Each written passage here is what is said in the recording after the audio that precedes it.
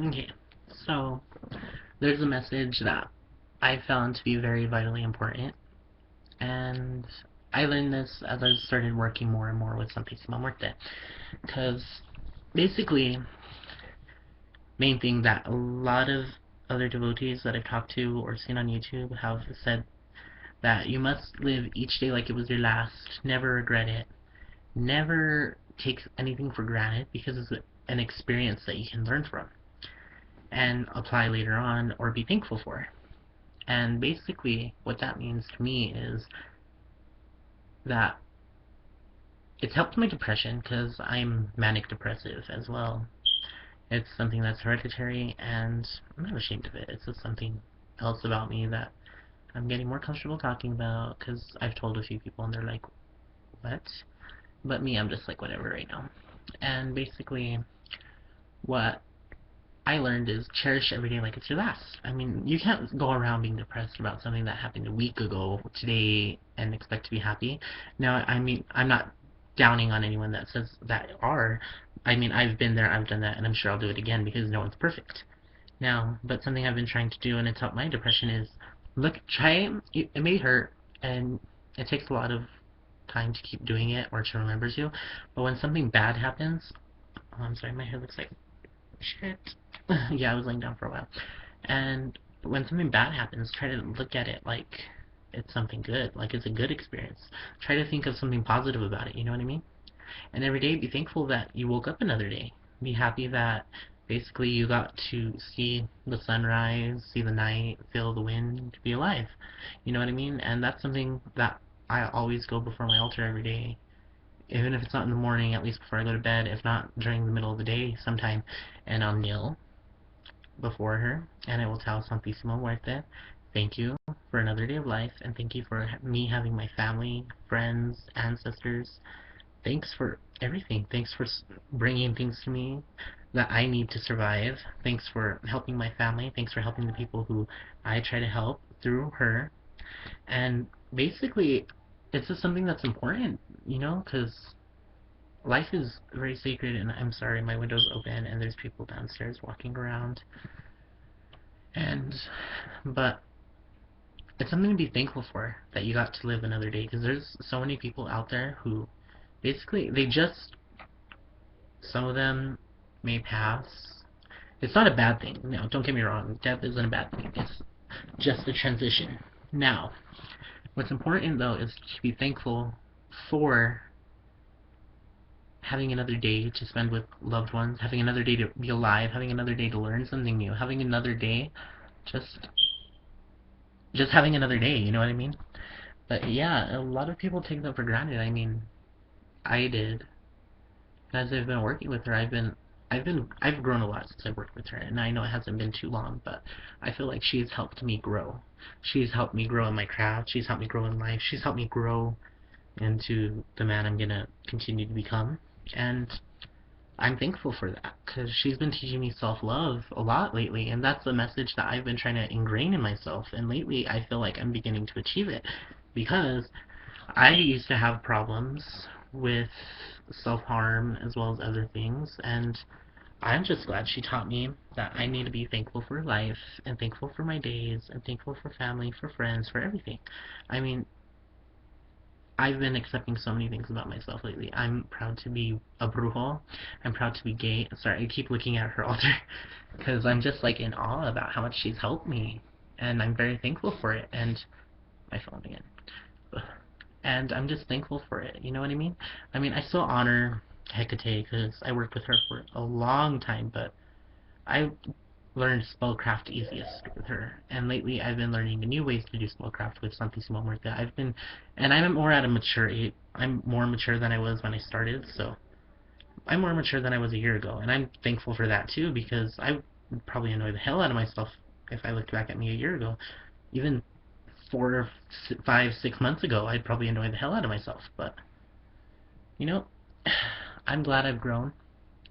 I mean, I still have a long way to go. I'm not saying, oh, I'm the best at this. No, I'm not. I'm still trying to grow and be more comfortable with myself, trying to get out of my comfort zone to be able to help more people, such as I've been giving readings to friends, not all friends like at school and stuff, but like friends who are like older, like my uncle's friends who are also my friends, because like I said, I get along with older people more than I do myself, and I've been giving them readings, and they told some of their family, and now some of their family wants readings, so I'm like, I'm gonna get more experience from that. Basically, I've been giving readings, and it's like I know things from the cards, and I just like ask a question to see if like my hunches are right, and lately I've been realizing that they actually are right, and I'm glad that I didn't suppress that like I did when I was little with something else I noticed that I had that I thought was bad until I got older, and now I kind of regret suppressing it because I don't know how to contact it again, because I used to hear spirits when I was little, but now I can't because I suppressed it around the age of 7 or 8. Now, it wasn't only me, it was a religious ceremony that an older family member did to suppress it. Well, an older family member's husband's, one of their parents, did to suppress it, and basically I don't know how to unsuppress it now, and I kind of regret it, but at the same time I'm kind of glad because I'm not sure if that would be such a good thing, because I can still hear like footsteps, and sometimes I can hear like a whisper, but not very often. But yeah, like the other night I contacted a blood relative, and I believe I made contact with her, and I'm glad that I was able to feel her presence even though I couldn't hear her as well. The dog's barking, he hears the neighbors. Anyways, I think that being able to contact her made me feel better, made me feel more sure about myself. And I heard a couple of words, like I heard the word grass, which I'm still trying to interpret. I heard footsteps creaking. I heard self-love as well, which is something that Santissima Muerte has been teaching me. And I'm glad that I'm on the right path right now. Sorry, I just realized there's a crack in my reversal candle, and I don't like that. Anyways, I'm going to keep that up, and I'm just thinking. Over there is my my dream journal, divination journal, everything journal. Because I slept with journals, so I'm not gonna get a bunch of them. I'm just gonna use one for everything. And you know what? You can have a peek at that. I mean, my handwriting sucks, so you can't read it anyways. But yeah, it has my craft name, information on some piece of my work there, because I was actually gonna use this as a Grimorio before I got my new one, which I'm not probably gonna make a video about, but I might. Some traditional colors of her, some offerings I've given to her, and I'm really crappy writing, so you can't read it, so I don't care. How to make an amparo, the personada, basic candle blessing and cleansing, how to bless them, cleanse them, charge them, how to cast spells on a witch of blood. Oh, here we go. My egg limpia that I love, the Apostles' Creed, which I use for it, and different signs, and then just a little drawing. And I copy saying this. My lucky gambler spell, what I do for family, to protect the home with the saints. No, not a few other saints, but I mostly just some piece of memory with this one. The one that I was thinking of is in my other book. My white bath recipe, and how to take it. My Cállate la Boca spell. Santissima Muerte prosperity spell, an uncrossing, and workers and devotees. I was reading it upside down. I can't do that all the time, especially with my writing. Names and brujeria, like curandero, brujo, hechicero, all those. My Santissima Muerte. I wrote this in really bad calligraphy. Santissima Muerte and those that she commands, such as angels and demons, because she is neutral in the divine hierarchy. She, just like any deity, she has good and bad sides, just like us. And then the intranquil spirit and information on it, as well as the prayer to the intranquil spirit, which I burned the page to make it look cool. Some more recipes, more recipes, and Bulk horror zombie creation, which I got from Rosemary and Glouise Encyclopedia of Ghosts and Spirits. More recipes for pimples and prosperity oils and stuff. A journal entry. Healing ointment charm that I found in another journal, not journal, encyclopedia by Rosemary and Glouise. And then another one that was in the same book. Postcard. The information on Abracadabra and Aleister Crowley's thoughts on it that I found. Magical mottos. Which one was my favorite?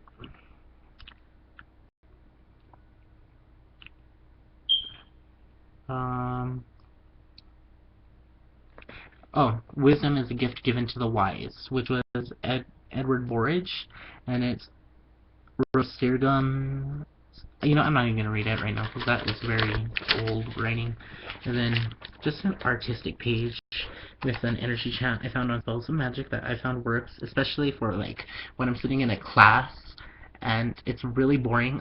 I know it's bad and I shouldn't, but sometimes I'll chant it under my breath, and the class just gets hyper, and it's a good distraction from the work that we've been doing. Because I'm a senior in high school, even though I'm 19, but I don't care because that goes all the way back to kindergarten of why I repeated kindergarten, and I'm not going into that in this video, and I don't think I'm going to go into that in any video. But on Spells of Magic, the energy spell is an Ariel Kani Hastega, so I don't mind sharing it. And my information on Poppets, because I was starting this with a grimoire, and then an Aphrodite elixir I got from Where to Park Your Broomstick, same as with this spell. Another spell from there, a journal entry,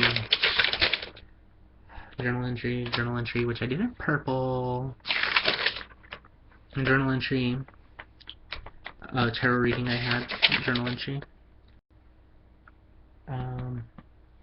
Ooh, that page I don't want you to see. But it's really emotional. Journal entry. See, and this is where it started becoming more of a journal. Journal entry with affirmations, which I was doing because I watched Tiptoe Check and she had a really good idea about writing your affirmations in your journal. Some notes I took, because I haven't been working with this for a long time, but some notes I took from spirit work that I was doing the other night that I told you about. Another journal entry with dream interpretation that I've been doing, and that's where I'm at. I mean, I still have a long way to go. I mean, it's just a little book, a little one from Walmart, paid like, I can't remember, I've had it for a while, but I don't write that much journal entries, which I'm starting to do more now, especially with dreams, but I have so much trouble remembering dreams that it's not even funny. But I'm going to work on that, and I forgot to put that postcard back in. But I think that postcard is lovely. Look at it, it's so pretty. Anyways, I'm going to put this back in here. Some random page. Let's see what happens on that random page. But yeah. And like, basically what was weird was, I didn't have the money to get this rosary, because this rosary was a little pricey, And I found the money, actually.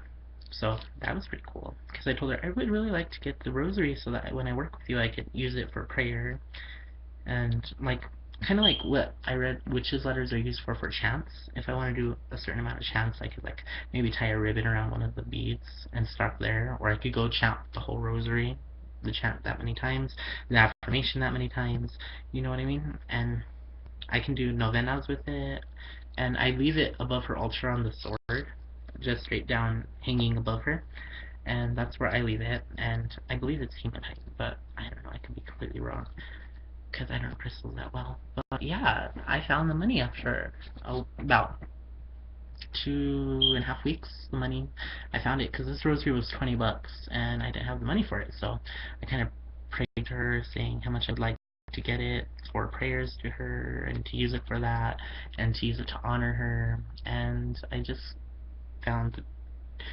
the $20 and I went and got it. It was on the side of the street and I was like, ooh.